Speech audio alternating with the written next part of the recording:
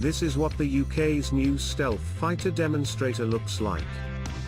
A first rendering has been released showing a new fighter demonstrator being built in the UK as part of the Tempest Next Generation Air Combat program. This manned flight test vehicle closely resembles the Lockheed Martin F-35, except for the lack of horizontal stabilizers and a number of minor differences. Scheduled to take to the air in 2027, the Combat Air Flying Demonstrator will be part of the Tempest design, which is being developed as a stealth fighter for the UK's Royal Air Force, as well as for Italy and Japan, and is expected to be operational by 2035.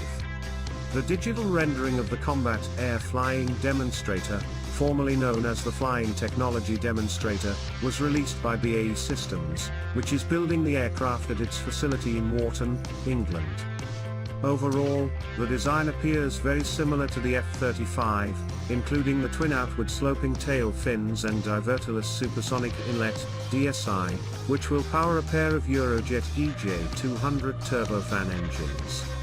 Unlike the F-35, and consistent with Tempest renderings, there are no horizontal stabilizers. Having twin engines means the fuselage is wider overall than the single-engine F-35, and it also appears flattened on its upper surfaces. The rear fuselage ends in a significant square-off section, which likely helps conceal the engine nozzles, although this detail is unclear. Perhaps the most surprising feature is the wing, which is a truncated delta type, with prominent leading-edge root extensions, lurxes. The lurxes are absent from the latest Tempest renderings, which feature larger wings.